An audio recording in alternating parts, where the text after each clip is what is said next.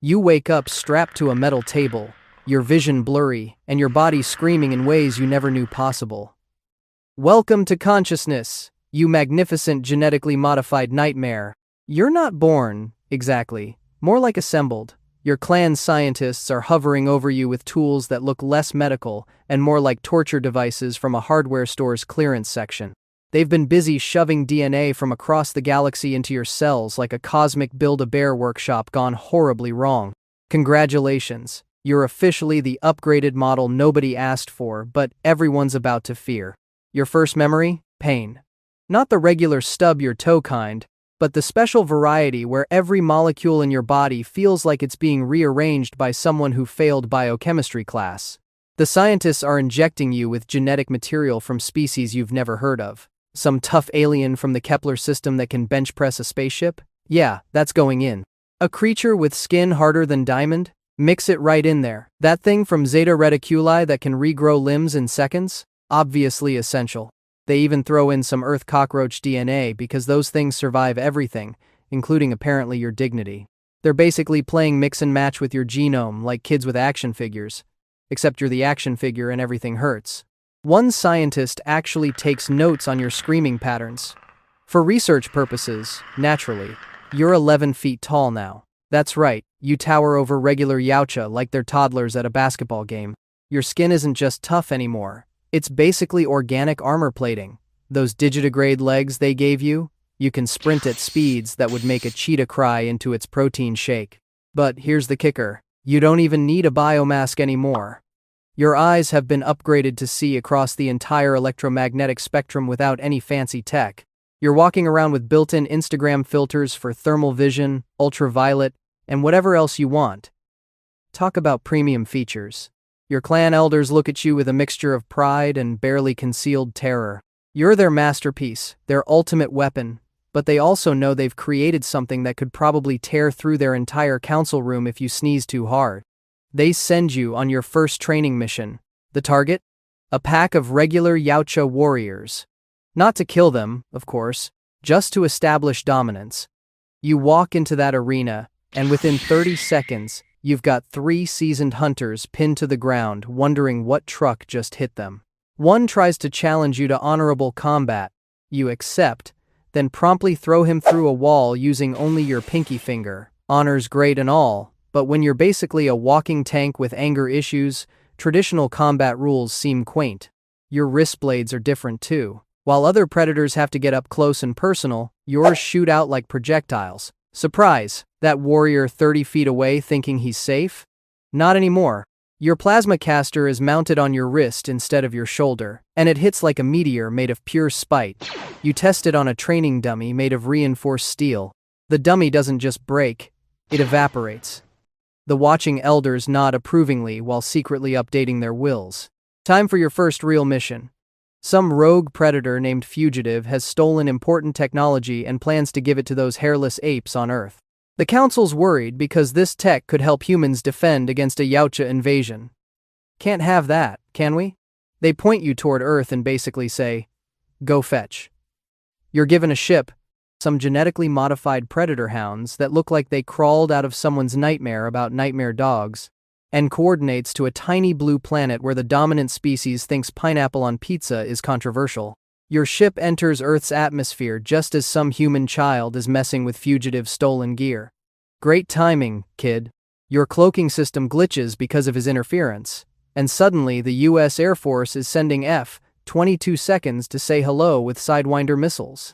You dodge their missiles while simultaneously trying to recalibrate your systems. One pilot gets close enough that you can actually see his face through the canopy. He looks confused.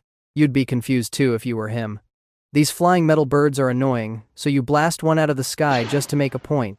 The pilot ejects, probably wondering if his insurance covers acts of alien god. The other, F-22 seconds back off slightly, suddenly remembering they have somewhere else to be. You track Fugitive to some government facility where they're keeping him. These humans think their little cages and guards can hold a predator. Adorable. But you're not here for them. You're here for Fugitive. You crash the party just as he's about to kill some human soldier. The look on Fugitive's face when he sees you is priceless. It's the same expression a regular person has when they order a medium pizza and a party-sized one shows up instead. The fight with Fugitive is embarrassingly short. He tries his best, really puts his heart into it, throws some decent punches, attempts a few clever moves he probably learned from some ancient Yautja martial arts scroll. But you? You grab him by the throat, demand the location of the stolen tech, and when he refuses, you literally rip his head and spine out like you're pulling a particularly stubborn weed from a garden. The humans watching this are probably rethinking their entire understanding of the food chain. Now things get interesting. You've noticed this autistic human child, Rory. Your enhanced vision picks up something special about his brain patterns. The way his neurons fire, the unique cognitive patterns, this is evolution in action. Your species has been stealing the best genetic traits from across the galaxy, and here's humanity's next upgrade walking around in light-up sneakers eating chicken nuggets. You want that DNA? Not in a creepy way. Well, okay, it's definitely creepy, but it's for science, sort of. Your hounds track the boy while you report back to your clan. They want updates, and you tell them the humans have the tech. You're now playing detective, if detectives were 11 feet tall and solved cases by ripping people's spines out. You find the kid's house, discover a map to Fugitive's ship drawn in crayon. How strategically advanced. You've traveled across galaxies with faster-than-light technology, and your biggest lead is coming from something made with Crayola. The humans are getting organized now. There's this group of military misfits calling themselves the Loonies, plus the kid's father, Quinn McKenna, who seems particularly motivated to stop you. Probably has something to do with you trying to kidnap his son for his evolutionary superior brain. Parents, right? So protective. They set traps, use Fugitive's stolen tech against you, and generally make your life difficult. One of them even manages to blow your arm off with your own plasma caster. Rude. But your enhanced healing factor means you're already growing it back while they're still celebrating. The final showdown arrives at Fugitive's crashed ship. The humans have set up an ambush using everything they've learned about Predator technology. McKenna's got Fugitive's gear, his team has weapons, and they're all positioned strategically around the ship. You walk right into it because, honestly, what are they going to do? You're the ultimate predator. You've got redundant organs, self-healing exoskeleton, and enough firepower to level a city block. McKenna challenges you to single combat. No weapons, just hand-to-hand. Part of you respects this. The warrior code still means something, even to an upgraded abomination like yourself.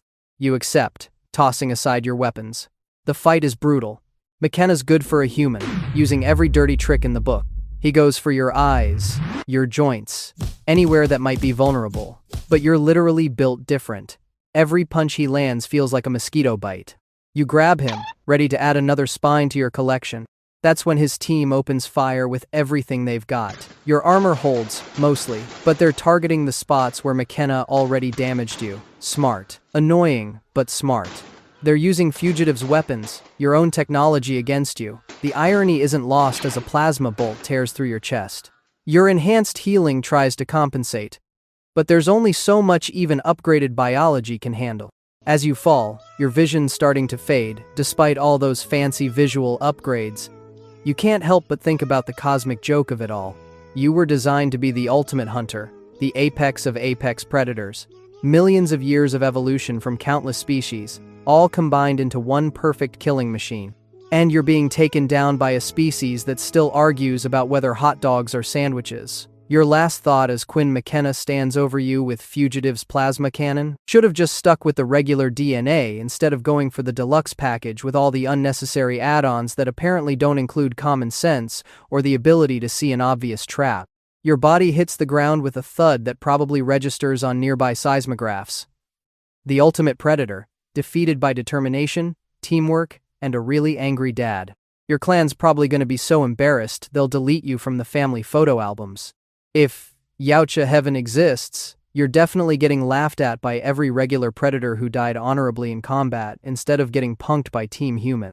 Back on your homeworld, some scientist is looking at your failure report and thinking, maybe we should have included some Earth cockroach DNA for survivability. Too late now, genius. You're just another cautionary tale about the dangers of genetic over-engineering and underestimating species that invented both nuclear weapons and reality TV. The ultimate lesson? Sometimes being ultimate just means you ultimately fail in a more spectacular fashion. At least you made it interesting. The humans will probably make a mediocre movie about this whole mess, and critics will say the ultimate predator wasn't even that ultimate. They're not wrong.